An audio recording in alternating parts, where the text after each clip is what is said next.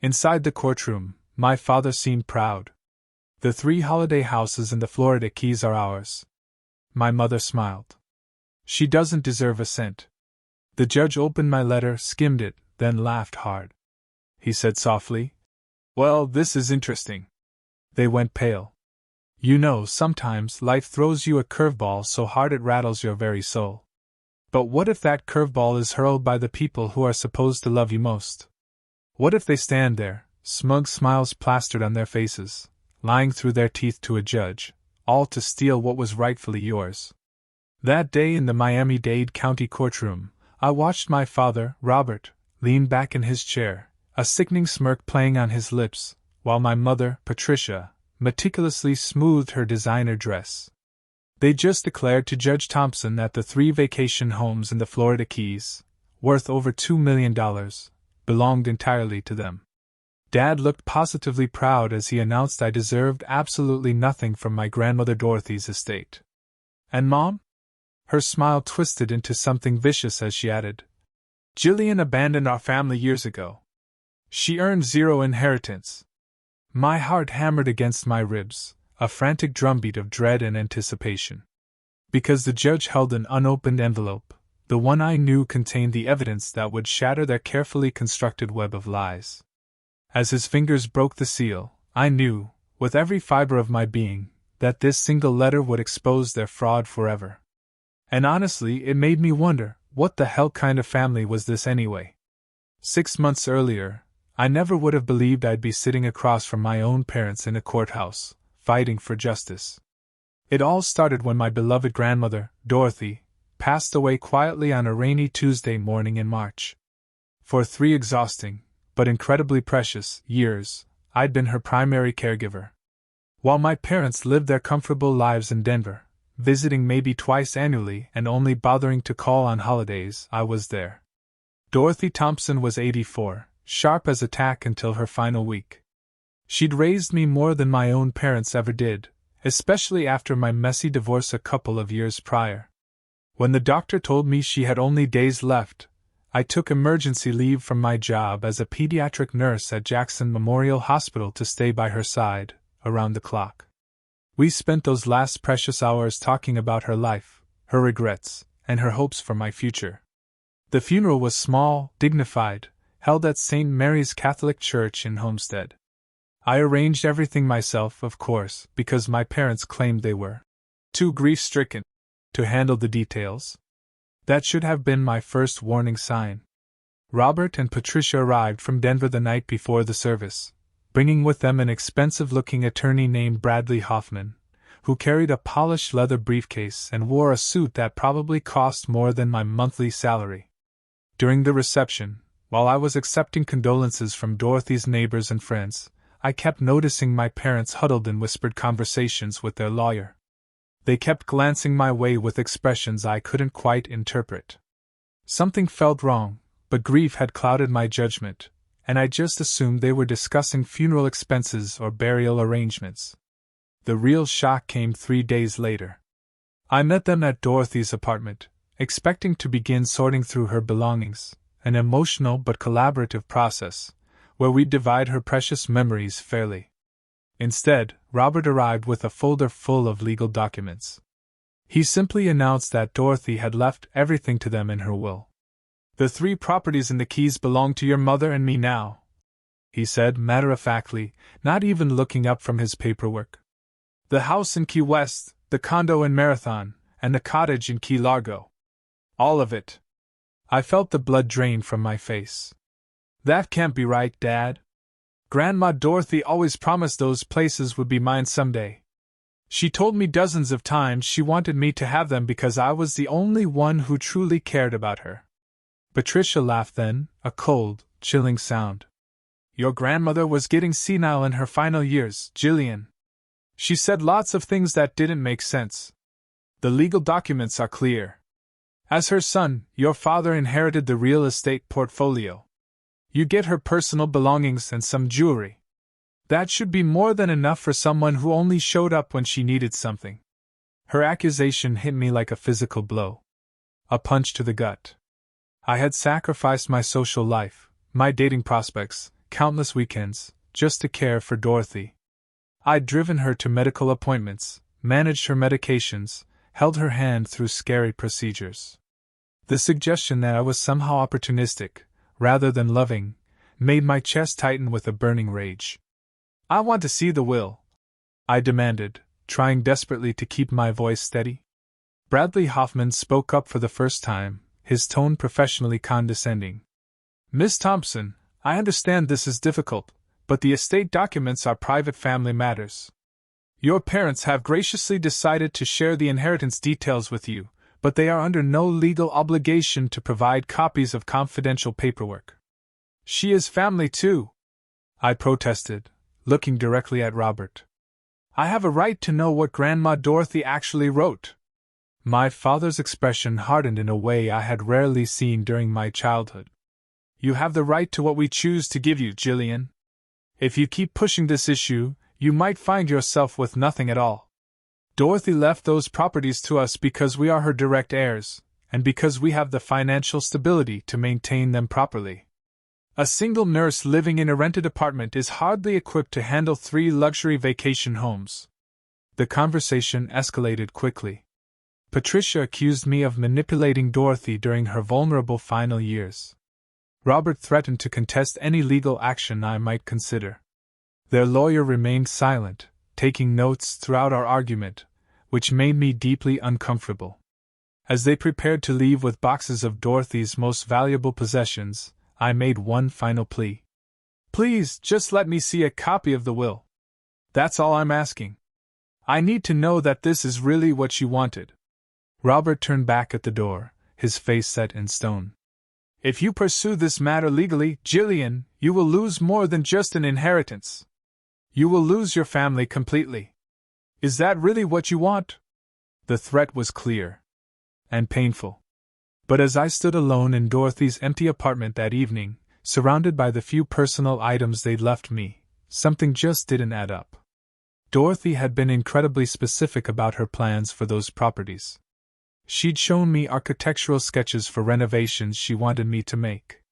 She'd discussed rental income projections and maintenance schedules. Most importantly, she'd made me promise to use the properties to help families with special needs children, something she was deeply passionate about after volunteering with disabled veterans for decades. That night, unable to sleep, I began examining the documents my parents had shown me more carefully. The will was dated just 2 months before Dorothy's death, which seemed odd, since she'd always been meticulous about keeping her affairs in order. The signature looked slightly different from other documents I'd seen her sign over the years. The witness signatures were from people I didn't recognize, despite knowing most of Dorothy's close friends and associates. The more I studied those papers, the more convinced I became that something was terribly wrong. My parents hadn't just inherited Dorothy's properties through normal legal channels. They had somehow manipulated the situation to ensure I received nothing. And they had done it with a calculated precision that suggested months of planning. The realization that my own parents had potentially defrauded both me and Dorothy's memory filled me with a rage I had never experienced before. But it also gave me something else: determination. If they thought their intimidation tactics would make me back down, they were about to discover just how wrong they could be. The next morning, I called in sick to work and drove straight to Dorothy's retirement community in Coral Gables. If I was going to uncover the truth, I needed to start with the people who knew her best during her final months. Dorothy had lived at Sunset Manor for 5 years and had developed close friendships with several residents and staff members. My first stop was Helen Martinez, Dorothy's closest friend and next-door neighbor in the senior complex. Helen was 79, originally from Cuba, and had the kind of sharp memory that made her an excellent witness to recent events. She invited me into her apartment, which was decorated with family photos and smelled wonderfully of Café Cubano. "I've been waiting for you to come see me," Helen said, gesturing for me to sit on her floral sofa. "I was at Dorothy's funeral, but there were too many people to talk privately. I have things to tell you that your parents won't want you to hear."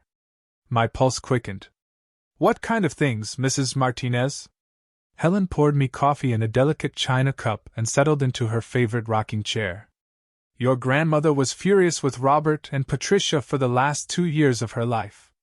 She said they only called when they needed money and never visited unless they wanted something. She was heartbroken that her own son cared so little about her well-being. This matched my own observations, but I needed more concrete information.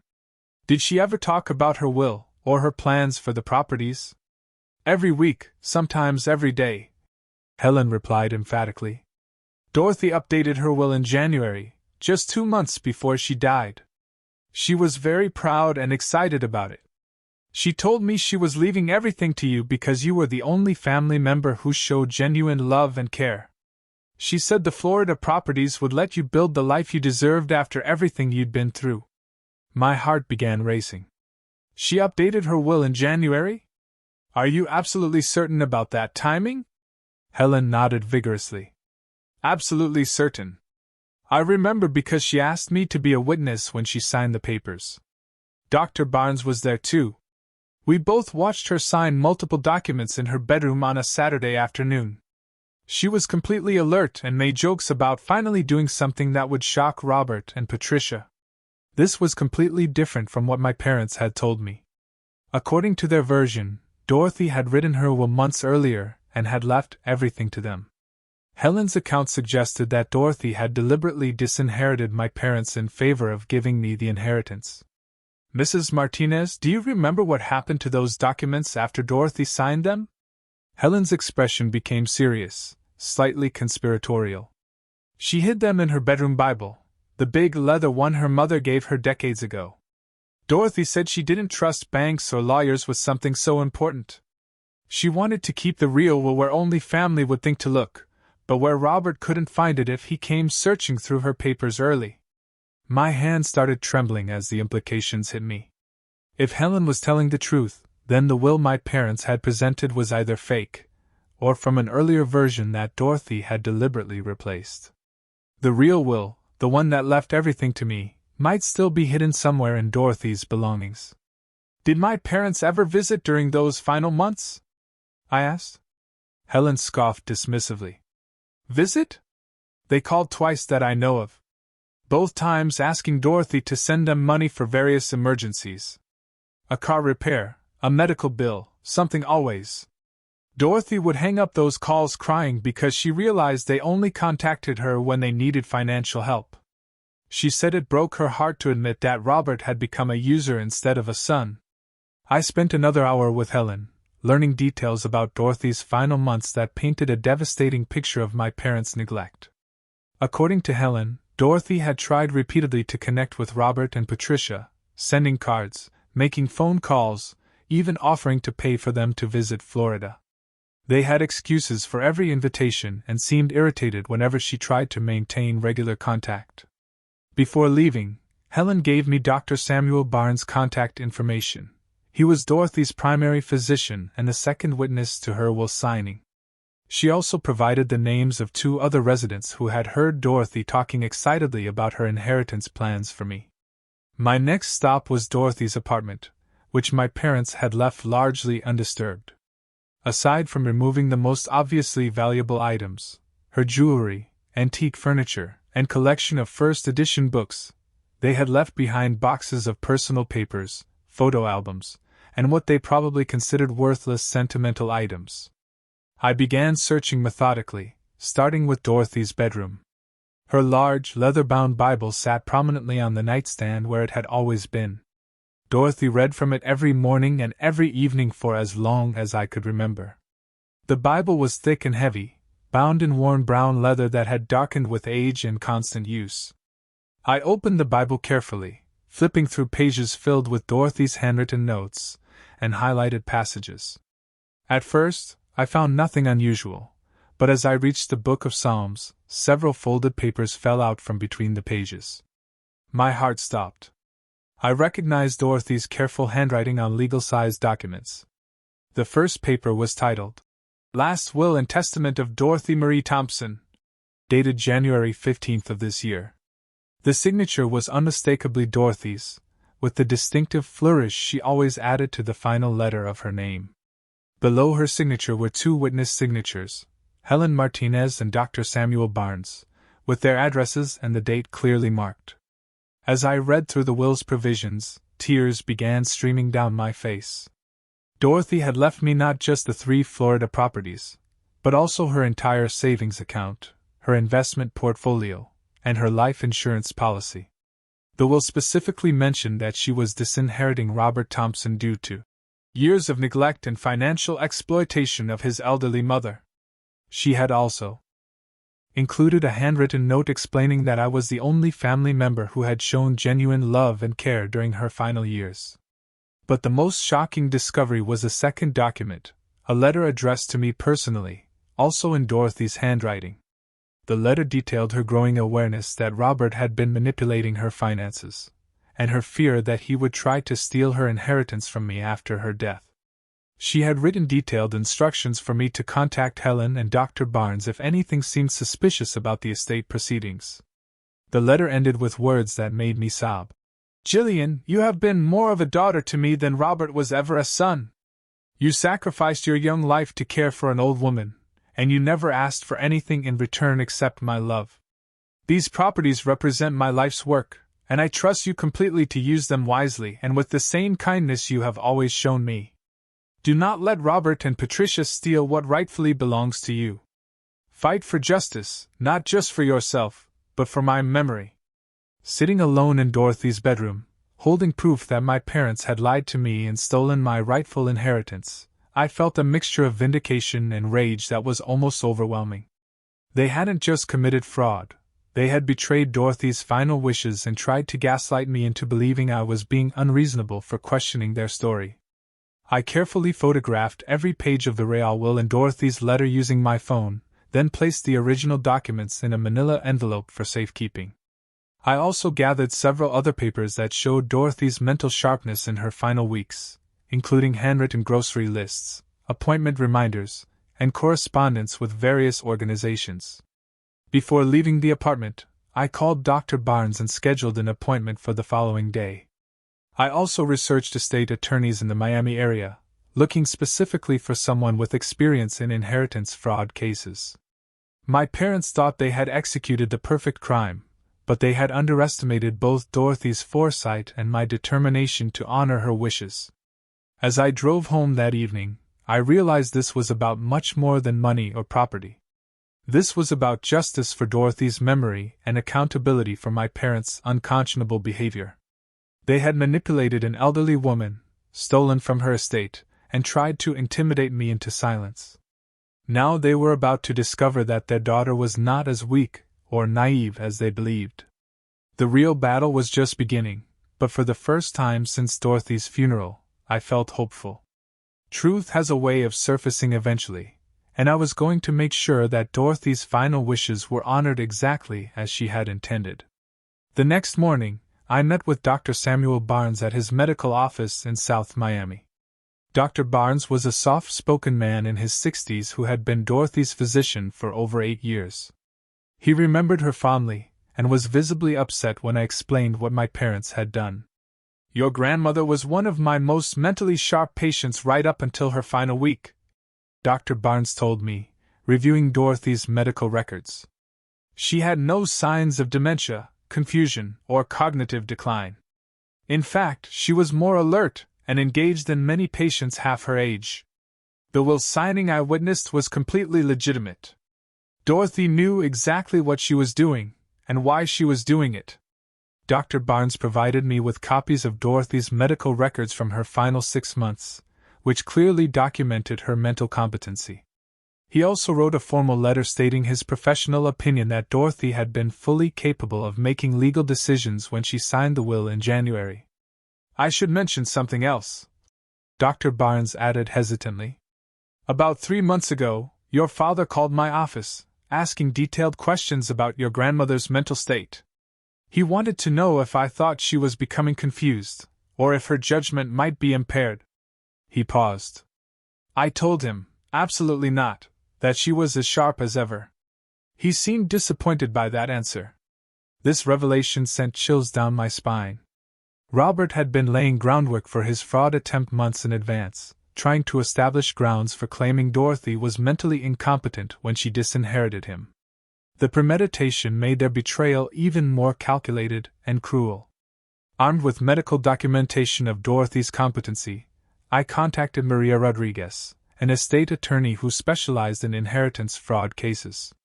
Maria had excellent reviews and a reputation for aggressive advocacy on behalf of defrauded heirs. Her office was located in downtown Miami, and she agreed to meet with me that afternoon for an emergency consultation. Maria was a sharp-eyed woman in her 40s who listened intently as I explained the situation and presented the evidence I had gathered. She examined Dorothy's authentic will, Helen's witness statement, Dr. Barnes's medical records, and the forged documents my parents had presented. "This is a clear case of estate fraud," Maria said without hesitation. "Your parents forged a will and are attempting to steal property that legally belongs to you. But I suspect this goes deeper than just document forgery. Let me run some financial investigations before we proceed with legal action." Over the next 2 weeks, Maria's team conducted a thorough analysis of Dorothy's financial accounts and discovered a pattern of abuse that shocked even me. The investigation revealed that Robert and Patricia had convinced Dorothy to give them power of attorney years earlier, claiming they needed it for emergency medical decisions if she ever became incapacitated. Instead of using the power of attorney responsibly, they had systematically withdrawn money from Dorothy's savings account for their personal use. Bank records showed regular transfers of $2,000 to $3,000 every few months, always accompanied by emotional phone calls where Robert claimed to have financial emergencies that required immediate help. The stolen money had funded luxury vacations to Europe and California, a new BMW for Patricia, and expensive home renovations in Denver. During the same period, Dorothy had been carefully budgeting her own expenses and even skipping some medical treatments because she thought she couldn't afford them. "They stole over $50,000 from your grandmother over 2 years," Maria explained, showing me the detailed financial analysis. "But the most egregious theft occurred just days before her death." Maria then presented evidence that was even more disturbing than the systematic financial abuse. 3 days before Dorothy died, while she was heavily medicated and barely conscious in the hospital, Robert had somehow convinced her to sign documents changing her life insurance beneficiary from me to him. The hospital records showed that Dorothy was receiving strong pain medications and was drifting in and out of consciousness during those final days. The nurse's notes indicated she was often confused about where she was and had difficulty recognizing visitors. Yet somehow, Robert claimed she had been alert enough to make major financial decisions about her life insurance policy. "This is elder abuse at its worst," Maria said, her voice tight with anger. "They manipulated a dying woman for financial gain. We're not just talking about estate fraud anymore. This involves multiple felonies, including forgery, theft, elder abuse, and exploitation of a vulnerable adult. The life insurance policy was worth $125,000 and had originally been designated for me to help cover educational expenses if I decided to pursue advanced nursing degrees. Dorothy had specifically explained this to me several times, saying she wanted to support my career development even after she was gone. Maria also discovered that my parents had been pressuring Dorothy to take out a reverse mortgage on her homestead apartment, which would have given them access to even more of her equity. Fortunately, Dorothy had refused that manipulation, but the attempts showed the breadth of their financial predation. "We need to file a comprehensive lawsuit immediately," Maria advised. "Every day that passes gives them more time to hide assets or dispose of evidence." I'm also going to recommend that we refer this case to the Miami-Dade State Attorney's Office for Criminal Prosecution. As Maria's team prepared our legal documents, I struggled with the emotional reality of what we were uncovering. These were not strangers who had victimized Dorothy. These were her own son and daughter-in-law who had systematically abused her trust and stolen from her estate. The betrayal felt personal to me as well, since I had spent 3 years caring for Dorothy while they were actively plotting to steal her money. The hardest part was realizing how alone and vulnerable Dorothy must have felt during her final months. She had reached out repeatedly to Robert and Patricia, hoping for genuine connection and family support. Instead, they had seen her advancing age as an opportunity for financial exploitation. Every phone call, Every request for a visit, every expression of love from Dorothy had been met with calculated manipulation designed to maximize their eventual inheritance. But Dorothy had been smarter than they realized. Her decision to hide the real will in her Bible and to document their abuse in her personal letters showed that she understood exactly what was happening. She had protected my inheritance and provided me with the evidence needed to expose their fraud. 2 days before we filed the lawsuit, I made one final attempt to resolve things privately. I called Robert and Patricia, hoping that confronting them with evidence might convince them to return Dorothy's property voluntarily and avoid the public embarrassment of a court battle. Robert's response was immediate and threatening. "You are making a huge mistake, Jillian. If you pursue this, I will make sure everyone knows what kind of person you really are. I will destroy your nursing career and your reputation in this community. You will lose everything, including any chance of having a relationship with your family." His threats only strengthened my resolve.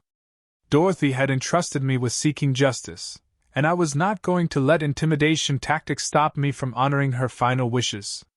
Maria filed our lawsuit the next morning, and we also submitted a formal complaint to the state attorney's office requesting criminal charges. The legal papers detailed every aspect of my parents' fraud and abuse, including a timeline, documentation, financial records, medical evidence, and witness statements. We requested the return of all property, full restitution for stolen funds, punitive damages, and criminal prosecution for their felony actions. When the sheriff served Robert and Patricia with the lawsuit papers at their Denver home, they immediately hired Bradley Hoffman to represent them in civil court. But their criminal exposure was more serious than they realized, and no amount of expensive legal representation could erase the evidence of their systematic elder abuse and estate fraud. As I prepared for what would likely be months of legal battles, I found strength in remembering Dorothy's words. "Fight for justice, not just for yourself, but for my memory." This was no longer about inheritance or money. This was about holding accountable people who had preyed on an elderly woman's love and trust for their own selfish gain. The truth was finally going to come out, and Robert and Patricia were about to face consequences for their cruelty and greed. Before our court date, I decided to make one final attempt to resolve this situation without the public humiliation of a trial. Despite Maria's advice to avoid direct contact with my parents, I felt I owed it to Dorothy's memory to give Robert and Patricia one last chance to do the right thing voluntarily. I flew to Denver on a Thursday morning in June and drove my rental car to their upscale neighborhood in Cherry Creek. Their house was larger than I remembered, with a perfectly manicured lawn and expensive landscaping that clearly cost more than Dorothy's annual living expenses. The new BMW that Patricia had bought with Dorothy's stolen money sat prominently in the driveway. Robert answered the door wearing a golf outfit that probably cost more than most people spend on clothes in 6 months. His expression shifted from surprise to anger when he saw me standing on his doorstep. "What are you doing here, Jillian? I thought I made it clear that you were not welcome in this family anymore.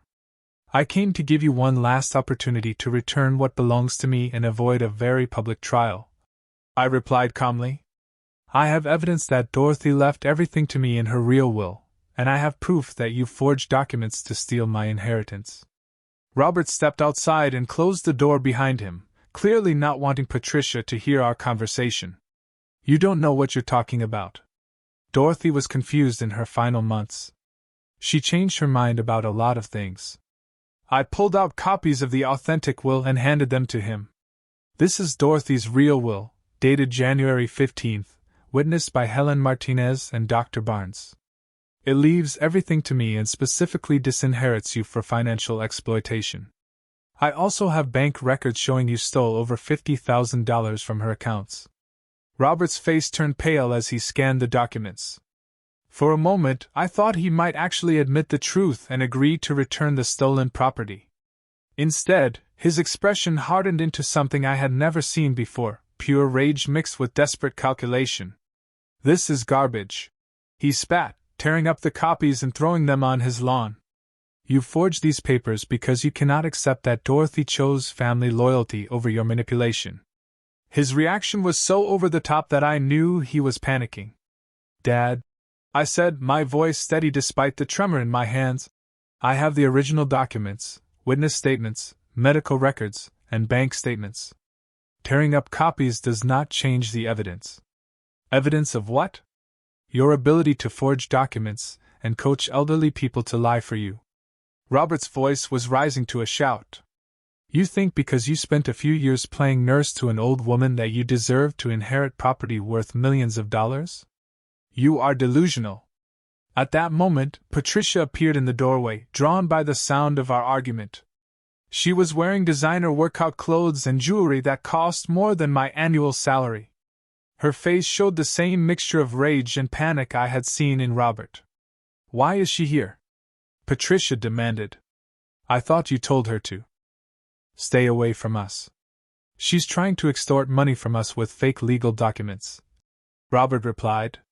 She thinks we're going to hand over Dorothy's properties because she has some forged paperwork. I turned to Patricia, hoping she might be more reasonable than Robert. Patricia, I know you both stole Dorothy's money and forged her will. I have proof of everything. I'm giving you one chance to return what rightfully belongs to me before this becomes a public court battle. Patricia's laugh was bitter and cruel. You've always been Dorothy's favorite little princess, haven't you? She gave you everything while treating her actual son like garbage. Do you have any idea what it was like to watch her shower you with attention and money while ignoring her own family?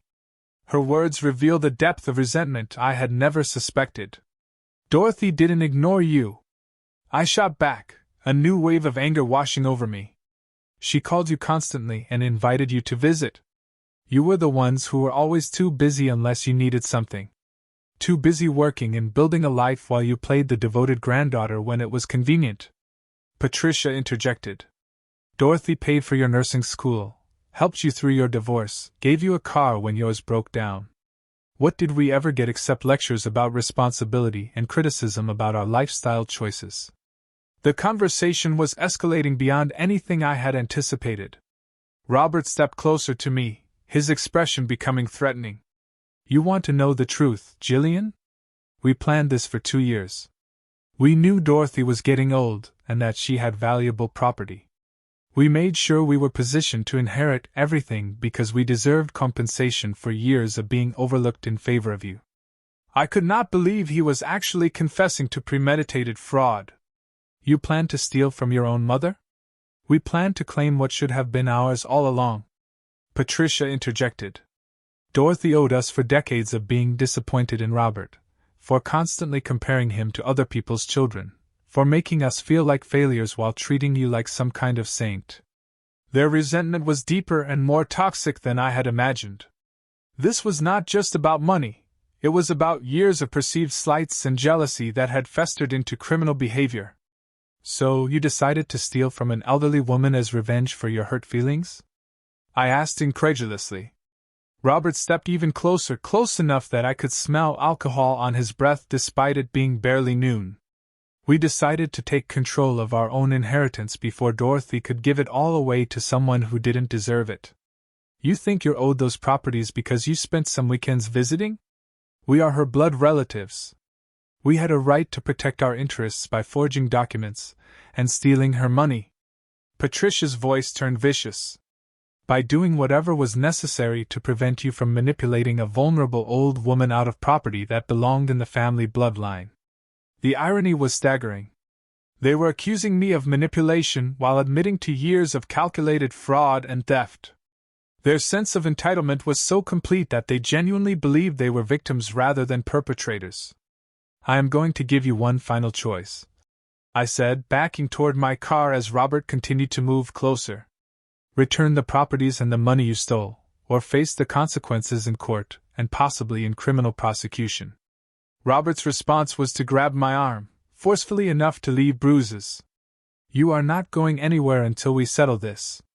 You are going to destroy those fake documents, and drop this ridiculous lawsuit, or I am going to make your life so miserable that you will wish you had never been born. I jerked my arm free and ran to my rental car, genuinely afraid that Robert might become physically violent. As I started the engine, Patricia screamed from the driveway, "You ungrateful little bitch! After everything this family has done for you, this is how you repay us? You are going to regret crossing us." Driving away from their house, my hands were shaking with a combination of adrenaline and rage. Any lingering doubt I might have had about pursuing legal action had evaporated completely. Robert and Patricia had not only admitted to fraud, they had threatened me physically and made it clear they felt completely justified in their criminal behavior.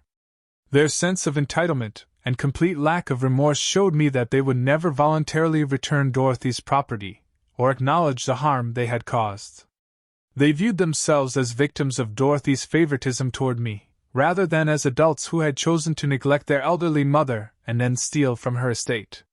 The flight back to Miami gave me time to process what had happened and to prepare mentally for the court battle ahead. Robert and Patricia had shown their true character, and now it was time for them to face the legal consequences of their choices. Dorothy had been right to disinherit them. They had proven themselves unworthy of her love, her trust, and her legacy. Now it was up to me to make sure that justice prevailed and that Dorothy's final wishes were honored despite their attempts to subvert them. The trial began on a sweltering Monday morning in August at the Miami-Dade County Courthouse. Judge William Thompson's courtroom was smaller than I had expected, with dark wood paneling and fluorescent lighting that cast harsh shadows across the rows of benches. I sat with Maria Rodriguez at the plaintiff's table, trying to calm my nerves as we reviewed our opening strategy one final time. Robert and Patricia entered the courtroom looking like they were attending a country club event rather than facing fraud charges. Patricia wore an expensive navy blue dress with matching shoes and carried a designer handbag that probably cost more than my monthly rent. Robert had on a perfectly tailored charcoal gray suit with a silk tie and gold cufflinks. Their attorney, Bradley Hoffman, looked equally polished and confident as he arranged his materials at the defense table. Judge Thompson was a distinguished man in his early 60s with silver hair and sharp blue eyes that seemed to miss nothing. He had a reputation for being fair but no nonsense, and Maria had warned me that he didn't tolerate dishonesty or manipulation in his courtroom. Bradley Hoffman stood to deliver his opening statement with the smooth confidence of someone accustomed to expensive litigation. He painted a picture of Dorothy as an elderly woman whose judgment had become impaired in her final months, making her susceptible to manipulation by a granddaughter who had isolated her from her loving son and daughter-in-law. Dorothy Thompson was vulnerable and alone during her final years. Hoffman argued. My clients, Robert and Patricia Thompson, live in Denver and were unable to visit as frequently as they would have liked due to work obligations and financial constraints. Miss Jillian Thompson took advantage of this geographical separation to insert herself as the primary caregiver and systematically turn Dorothy against her own son. Hoffman's narrative was skillfully crafted but completely false. He claimed that Dorothy had written her will, leaving everything to Robert, months before her death when she was still thinking clearly. According to his version, the documents Jillian presented were either forged or represented Dorothy's confused ramblings during her final weeks, when she was not mentally competent to make legal decisions. The evidence will show that Dorothy Thompson made a thoughtful and legally binding decision to leave her estate to her son, who had been her faithful supporter for decades. Miss Jillian Thompson's claims of a later will are a desperate attempt to overturn her grandmother's legitimate wishes through fraudulent documentation. When Maria stood to deliver our opening statement, she took a completely different approach. Rather than making sweeping claims, she methodically outlined the evidence we would present: bank records, medical documentation, witness testimony, and handwriting analysis that would prove Dorothy's authentic will had been replaced with a forgery. Ladies and gentlemen, this case is about a calculated fraud perpetrated against an elderly woman by her own son and daughter-in-law, Maria said, her tone calm and factual, which made her accusations even more powerful. She promised to present evidence that would prove Dorothy was mentally sharp when she wrote her authentic will, that Robert and Patricia had been neglecting her for years, and that they had planned their inheritance theft well in advance. The first day of testimony began with character witnesses. Helen Martinez took the stand, wearing her best dress and speaking with the dignity of someone who had lived through real hardship and understood the difference between right and wrong. She testified about Dorothy's mental sharpness, her excitement about updating her will, and her heartbreak over Robert's neglect. Dorothy was as smart as any person I have ever known, Helen said firmly. She read newspapers every day, did crossword puzzles, balanced her own checkbook, and remembered every detail about her friends and family. When she signed that will in January, she knew exactly what she was doing and why she was doing it. Bradley Hoffman tried to undermine Helen's testimony by suggesting she was motivated by friendship loyalty rather than objective truth. But Helen's responses were so sincere and specific that even he seemed uncomfortable attacking an elderly woman who was clearly telling the truth. Dr. Barnes testified next, presenting Dorothy's medical records and his professional assessment of her cognitive abilities. His testimony was particularly damaging to my parents' case because it provided clinical documentation that Dorothy had no signs of dementia or mental impairment during the time period when they claimed she was confused. In my professional opinion, Dorothy Thompson was fully capable of making legal decisions right up until her final week of life, Dr. Barnes stated clearly. She had no cognitive decline, no confusion, and no signs of the mental impairment that would be necessary to claim she lacked testamentary capacity. When Hoffman cross-examined Dr. Barnes, he tried to suggest that elderly patients could have good days and bad days that might not be captured in medical records. But Dr. Barnes was prepared for this attack and referenced specific examples of Dorothy's mental acuity from multiple appointments during her final months. The afternoon session focused on financial evidence. Maria presented bank records showing the systematic theft of Dorothy's money by Robert and Patricia over a 2-year period. The pattern was so clear and documented so thoroughly that even Hoffman seemed surprised by the extent of their financial abuse. These transfers were not gifts or legitimate financial assistance, Maria explained to the jury. These were unauthorized withdrawals made possible by a power of attorney that was obtained through false pretenses and then abused for personal enrichment. The most dramatic moment of the first day came when Maria presented evidence about the life insurance policy change that Robert had convinced Dorothy to sign during her final days in the hospital. The medical records showed Dorothy was heavily sedated and barely conscious when those papers were signed. This represents elder abuse at its most despicable level, Maria stated. Taking advantage of a dying woman's vulnerability to steal money that was intended for her granddaughter's education. Judge Thompson examined the life insurance documents carefully, and I could see his expression grow more serious as he reviewed the timeline. When he looked up at Robert, his disapproval was obvious, even though he maintained judicial neutrality. The first day ended with Hoffman calling Robert to testify on his own behalf. Robert took the stand with confidence, presenting himself as a loving son who had been unfairly accused by a vindictive granddaughter. He testified that Dorothy had always intended to leave her estate to him as her direct heir, and that all financial transactions had been legitimate gifts or assistance requests from Dorothy herself. My mother was generous with her money throughout her life, Robert testified. When she offered to help us with expenses or emergencies, we accepted gratefully because that was her way of showing love to her family. Robert's testimony was smooth and well-rehearsed, but Maria was prepared for his lies. When she cross-examined him, she began by asking simple questions about his visits to Dorothy and his phone calls with her during her final year. How many times did you visit your mother in Florida during her final year of life? Robert hesitated, clearly not expecting such a direct question. Several times. I cannot give you exact dates without checking my calendar. Maria presented airline records that she had subpoenaed. According to these records, you flew to Florida exactly twice in the year before your mother's death. Both visits lasted less than 48 hours. Is that your definition of being a loving and attentive son?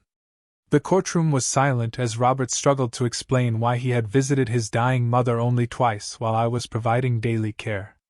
His answers became defensive and contradictory, making him look exactly like what he was, a neglectful son who was lying to justify stealing his mother's money.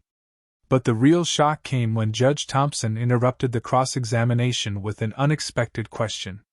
Mr. Thompson, may I examine the will documents that form the basis of your inheritance claim? Hoffman handed the forged will to the judge, who studied it carefully for several long minutes. The courtroom was completely quiet as Judge Thompson examined the signature and witness information. Finally, Judge Thompson looked up with an expression that sent chills through my parents' legal team. "This is very interesting," he said quietly. "I knew Dorothy Thompson personally for over 30 years through various charity organizations in South Florida. I am quite familiar with her handwriting." The color drained from Robert's face as the implications became clear. Judge Thompson was not just reviewing the case objectively. He had personal knowledge of Dorothy, and could identify forgeries based on his own experience with her authentic writing. "We will continue this examination tomorrow," Judge Thompson announced. "Court is adjourned." As we left the courthouse that evening, Maria was cautiously optimistic about our progress. But I could see that my parents were beginning to panic. Their confident facade was cracking as they realized that their carefully planned fraud was being exposed piece by piece. The real fireworks would come the next day when Judge Thompson revealed exactly what he had discovered about their forged documents. The second day of trial began with an atmosphere of tension that was almost suffocating. Judge Thompson entered the courtroom carrying a large folder and wearing the expression of someone who had spent considerable time analyzing evidence overnight. My parents sat rigidly at the defense table, and I noticed that Patricia's hands were trembling slightly as she pretended to review documents. Judge Thompson addressed the courtroom before testimony resumed. "After examining the will documents presented by the defense, I have some questions that need to be answered before we proceed. Mr. Hoffman, I would like you to call Robert Thompson back to the witness stand." Robert looked pale but confident as he took his oath again. He clearly believed that his polished demeanor and expensive legal representation would carry him through any challenges to his story. Judge Thompson opened the folder and removed several documents. "Mr. Thompson, you have testified that your mother signed this will, leaving you her entire estate. You have also testified that she did this because she trusted you to handle her affairs responsibly. Is that correct?" "Yes, Your Honor. My mother knew that Patricia and I had the financial stability and experience to manage her properties properly." Judge Thompson nodded, and then dropped a bombshell that changed everything. "Mr. Thompson, I personally knew your mother for over 30 years. We served together on the board of the Veterans Support Foundation, and I was familiar with her handwriting from countless documents she signed during that time. The signature on this will is not your mother's authentic signature." The courtroom erupted in whispers and gasps. Bradley Hoffman looked like he had been hit by a truck while Robert's face went completely white. "Your Honor," Hoffman protested, "while we respect your personal relationship with Mrs. Thompson, handwriting analysis should be conducted by professional experts rather than personal observation." Judge Thompson's expression was stern. "Mr. Hoffman, I am not making a legal ruling based on personal observation. I ordered professional handwriting analysis last night, and the results confirm that this signature was forged. The authentic signature shows completely different pen pressure, letter formation, and stroke patterns than your client's document. Maria had arranged for handwriting analysis as part of our case preparation, but having Judge Thompson independently reach the same conclusion was devastating for my parents' defense. Furthermore," Judge Thompson continued, "I have some questions about the witness signatures on this document. Mr. Thompson, can you tell me who witnessed your mother signing this will?" Robert consulted with his attorney before answering. "Two of my mother's neighbors at the retirement community. I believe their names are listed on the document." Judge Thompson examined the will again. "The witnesses listed are James Mitchell and Sarah Williams. My staff contacted the Sunset Manor retirement community this morning. There has never been a resident named James Mitchell at that facility. Sarah Williams moved to Ohio 18 months ago and has been contacted by investigators. She states that she never witnessed your mother signing any legal documents, and that her signature on this will is a forgery." The revelation hit the courtroom like a thunderbolt. Not only had Robert forged Dorothy's signature, but he had also forged the witness signatures required for a valid will. This was not a simple family dispute over inheritance. This was systematic document fraud.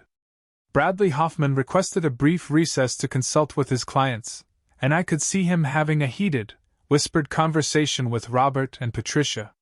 When court resumed, Hoffman's strategy had completely changed. Your Honor, my clients would like to withdraw their previous testimony and enter a plea of no contest to the civil charges. They are prepared to return all property and make full financial restitution to Miss Thompson. But Judge Thompson was not finished exposing the depth of their fraud. Mr. Hoffman, I appreciate your client's willingness to cooperate, but we need to complete the evidentiary record for potential criminal referral. Miss Rodriguez, please present your remaining evidence. Maria stood with a stack of documents that represented weeks of investigation. Your Honor, we have evidence that goes far beyond simple will forgery. The defendants engaged in systematic elder abuse, financial exploitation, and fraud over a period of more than 2 years. The first piece of evidence Maria presented was airline and hotel records that she had obtained through subpoena. The records proved that during 3 separate occasions when Robert and Patricia had claimed to be visiting Dorothy in Florida, they were actually vacationing in Las Vegas and California using Dorothy's stolen money. These records show that on March 15 through 18, while Mr. Thompson told his mother he was visiting her, he was actually gambling at Caesar's Palace in Las Vegas.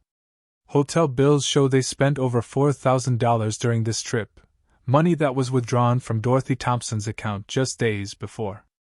The evidence was displayed on a large screen for the entire courtroom to see. Credit card receipts showed expensive meals, casino gambling, and luxury hotel accommodations, all funded by money stolen from Dorothy's savings. On May 2 through 6, while Dorothy Thompson was in the hospital for pneumonia treatment, the defendants told her they could not visit because of work obligations. Travel records show they were actually in San Francisco on vacation, staying at the Ritz-Carlton and dining at expensive restaurants. Each piece of evidence painted a picture of callous disregard for Dorothy's well-being while she was struggling with health problems and longing for family support. Robert and Patricia were using her money to fund luxury vacations and lying about their whereabouts. The most damning evidence came from phone records that showed the pattern of their manipulation. Dorothy had called Robert repeatedly during her final months, often leaving voicemail messages begging him to visit or at least call her back. The phone logs showed that Robert rarely answered her calls and often went weeks without returning her messages. On Dorothy Thompson's final day alive, when she was calling family members to say goodbye, phone records show she attempted to reach Robert Thompson 6 times. He was in Las Vegas during this time period and never answered his phone. Dorothy Thompson died alone because her son chose gambling over spending her final hours with her. The courtroom was completely silent as the full scope of Robert and Patricia's cruelty became clear. They had not just stolen Dorothy's money, they had abandoned her emotionally during the most vulnerable time of her life. Maria presented additional evidence showing that Robert had convinced Dorothy to change her life insurance beneficiary while she was heavily sedated and barely conscious in the hospital. Medical records prove that Dorothy was receiving morphine and other medications that impaired her cognitive abilities when those documents were signed. This represents the most despicable form of elder abuse, Maria stated, taking advantage of a dying woman's medicated state to steal money that was intended for her granddaughter's education. The insurance policy documents were clearly signed by someone with impaired motor control. Dorothy's normally neat signature was shaky and incomplete, showing that she was not in any condition to make financial decisions. Judge Thompson examined each piece of evidence carefully, and his expression grew more disapproving with every revelation. When Maria finished presenting the evidence, he addressed my parents directly. Mr. and Mrs. Thompson, I have been on this bench for 22 years, and I have rarely seen such systematic and callous elder abuse. You manipulated a vulnerable elderly woman, stole her money, abandoned her emotionally, and then attempted to defraud her estate through document forgery. Your behavior represents a level of greed and cruelty that is both shocking and unconscionable. Patricia began crying, but whether from remorse or fear of consequences was unclear. Robert sat silently, apparently realizing that their situation was hopeless. Bradley Hoffman stood to address the court. Your Honor, my clients acknowledge their mistakes and are prepared to make full restitution. They request the court's mercy in resolving this matter civilly rather than pursuing criminal charges. But Judge Thompson's expression made it clear that mercy was not something he was inclined to offer. Mr. Hoffman, This case involves multiple felonies, including forgery, theft, elder abuse, and exploitation of a vulnerable adult. I am required to refer this matter to the State Attorney's Office for criminal prosecution, regardless of any civil settlement. The revelation that criminal charges were inevitable hit my parents like a physical blow. Patricia's crying became louder, and Robert finally showed the first signs of genuine panic. Maria concluded our presentation by reading portions of Dorothy's personal letter that explained her reasoning for disinheriting Robert and leaving everything to me. Dorothy's words from beyond the grave were a powerful testament to the love and care I had shown her versus the neglect and exploitation she had suffered from her own son. As the court session ended, Judge Thompson announced that he would issue his ruling the following morning. But the outcome was no longer in doubt. The evidence of fraud and elder abuse was overwhelming, and my parents' lies had been exposed completely. Walking out of the courthouse that evening, I felt a mixture of vindication and sadness. Justice was finally going to be served, but the process had revealed just how cruel and selfish my parents truly were. Dorothy had been right to protect her estate from their greed, and now her wishes were going to be honored exactly as she had intended. The final day of trial arrived with the weight of inevitability. Judge Thompson entered his courtroom that Friday morning, carrying a thick folder of legal documents, and wearing the expression of someone who had spent considerable time crafting a comprehensive ruling. The gallery was fuller than it had been during the previous sessions, with several local reporters present to cover what had become a notable case of family fraud and elder abuse. Robert and Patricia sat at the defense table looking defeated and frightened. Patricia clutched a tissue box and kept glancing nervously toward the exit, as if considering whether she could somehow escape the consequences that were about to be delivered. Robert stared straight ahead with the hollow expression of someone who finally understood that his carefully planned crime had failed completely. Judge Thompson began his ruling by addressing the evidence that had been presented during the trial. His voice was measured, but carried an underlying current of controlled anger that made every word feel significant. In over 2 decades on this bench, I have presided over numerous estate disputes, many involving family members who disagree about inheritance matters. However, this case represents something far more serious than a typical inheritance disagreement. The evidence presented in this courtroom reveals a pattern of elder abuse, financial exploitation, and systematic fraud that shocks the conscience. Judge Thompson methodically reviewed each aspect of the case, starting with the forged will and the fake witness signatures. He explained that professional handwriting analysis had confirmed that Dorothy's signature was forged and that the witnesses listed on the document had either never existed or never been present when the supposed will was signed. The defendants engaged in sophisticated document forgery in an attempt to steal property worth over $2 million from the rightful heir. This was not a spontaneous crime of opportunity, but rather a premeditated fraud that required months of planning and preparation. The judge then addressed the financial abuse that Robert and Patricia had perpetrated against Dorothy during her final years. He noted that the systematic theft of over $50,000 from Dorothy's accounts represented a violation of the trust she had placed in them when granting power of attorney privileges. Dorothy Thompson gave her son power of attorney, believing that he would use this authority to protect her interests if she became unable to manage her own affairs. Instead, Robert Thompson used this power to systematically steal money from his elderly mother for luxury vacations, expensive purchases, and personal enrichment. This represents a profound betrayal of fiduciary duty and constitutes criminal elder abuse. Judge Thompson's analysis of the life insurance manipulation was particularly scathing. He noted that convincing a heavily medicated, dying woman to change her beneficiary designations represented exploitation of a vulnerable adult at the most despicable level. The evidence shows that Dorothy Thompson was receiving powerful pain medications and was drifting in and out of consciousness when Robert Thompson convinced her to sign documents changing her life insurance beneficiary. Medical records clearly indicate that Dorothy was not in any condition to make informed financial decisions during this time period. This behavior represents elder abuse of the most callous and unconscionable nature. The judge then addressed the authentic will that Dorothy had hidden in her Bible and the personal letter she had written explaining her decision to disinherit Robert in favor of leaving everything to me. Dorothy Thompson was mentally sharp and fully capable of making legal decisions when she wrote her authentic will in January. The evidence proves conclusively that she intended to leave her entire estate to her granddaughter, Gillian Thompson, who had provided loving care during Dorothy's final years, while her son and daughter-in-law neglected her emotional and physical needs. Judge Thompson's ruling was comprehensive and unambiguous. He ordered Robert and Patricia to immediately transfer all property titles to me, including the 3 Florida vacation homes and all associated assets. He also ordered them to pay full restitution for the money they had stolen from Dorothy's accounts, plus additional damages totaling $400,000 for their fraudulent actions. The defendants will pay all attorney fees and court costs associated with this litigation.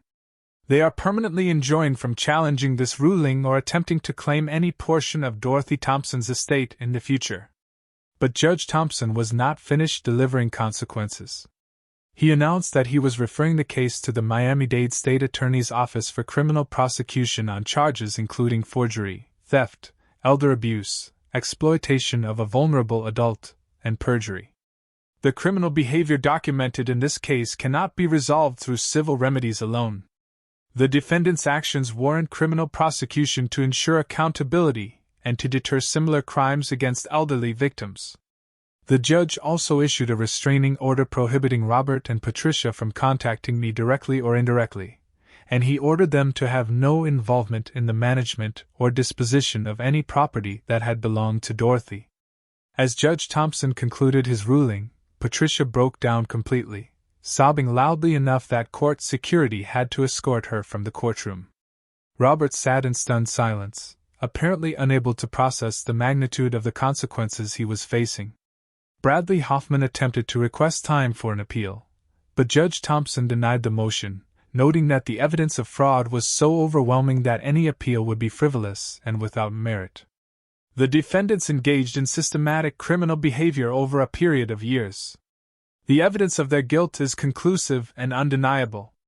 This court will not entertain dilatory tactics designed to delay justice for the victim of their crimes.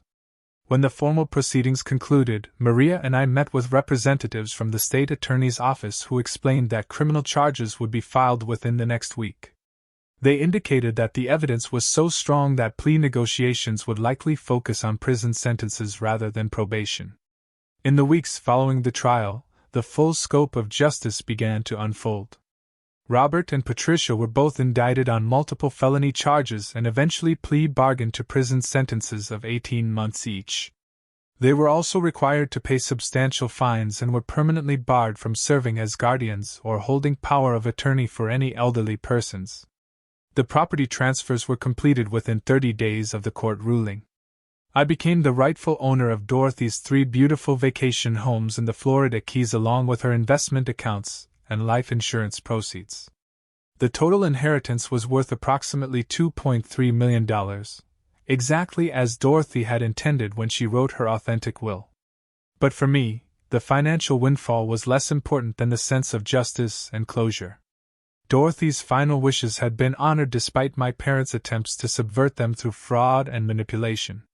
Her memory had been vindicated, and her trust in me had been validated by the legal system.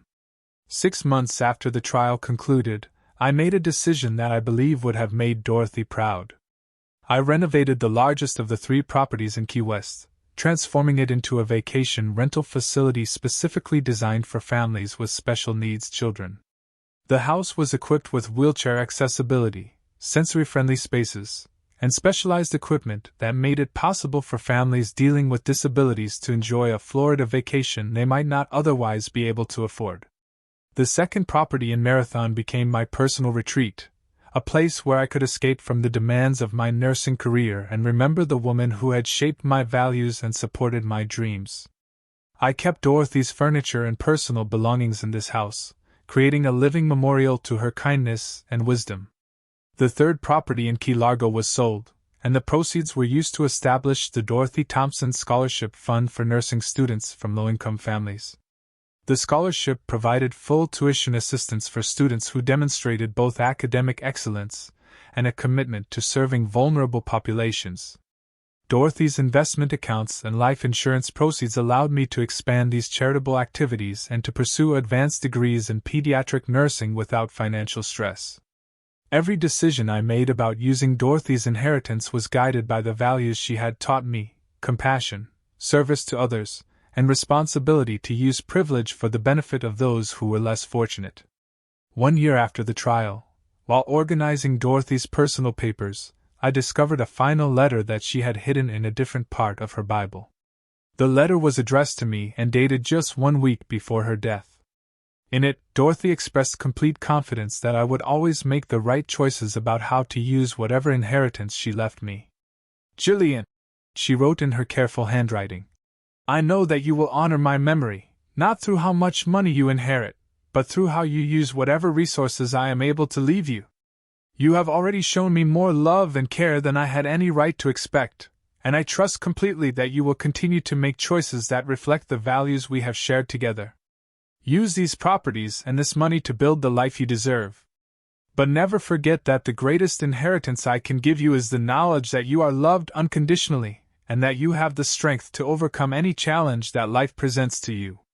Dorothy's letter ended with the words that became my guiding principle: "Stand up for what is right, not because it is easy, but because justice and truth matter more than comfort or convenience. The people who try to silence you through intimidation or manipulation are afraid of your strength. Never let their fear prevent you from doing what you know is correct."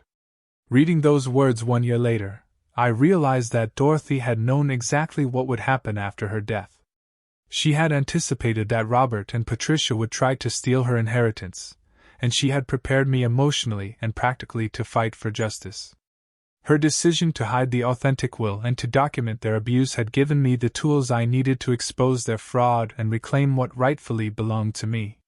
The experience taught me that family is defined not by blood relationships, but by genuine love, care, and mutual support. Robert and Patricia had shared DNA with Dorothy, but they had never shown her the respect, affection, and attention that defines true family bonds. Their sense of entitlement to her property was based on genetics rather than relationship, and their willingness to steal from her proved that they had never understood what family actually means. In contrast, Dorothy and I had built a relationship based on mutual love, shared values, and genuine care for each other's well-being. The inheritance she left me was not just financial, it was also emotional and spiritual. She had taught me to stand up for justice, to care for vulnerable people, and to use whatever resources I had to make the world a little bit better. Today, as I watch families with special needs children enjoying vacations at Dorothy's Key West property, I know that her legacy is being honored in exactly the way she would have wanted. The scholarship recipients who are pursuing nursing careers with financial support from her estate are carrying forward her commitment to service and compassion. Sometimes I receive updates about Robert and Patricia through mutual acquaintances. They served their prison sentences and were released with probation restrictions and massive debt from legal fees and restitution payments. Their comfortable lifestyle in Denver is gone, and they struggle financially while dealing with the social shame of their criminal convictions. I feel no satisfaction from their suffering, but I also feel no sympathy. They made choices that hurt a vulnerable elderly woman who loved them unconditionally. They chose greed over family, deception over honesty, and cruelty over compassion. The consequences they face are the natural result of their own actions. The greatest lesson I learned from this experience is that truth and justice do eventually prevail, but only if someone is willing to fight for them. Dorothy trusted me to seek justice, not just for my own sake, but for the sake of her memory and values. Standing up to intimidation and fraud was difficult and emotionally painful, but it was also necessary and ultimately rewarding. Dorothy's inheritance gave me financial security, but more importantly, it gave me a deeper understanding of my own strength and values. I learned that I was capable of fighting for what was right, even when facing opposition from people I had once trusted and loved.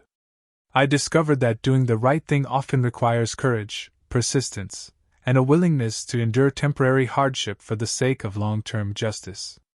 As I continue my nursing career and manage Dorothy's charitable legacy, I carry with me the knowledge that she believed in my character and trusted me completely with her life's work.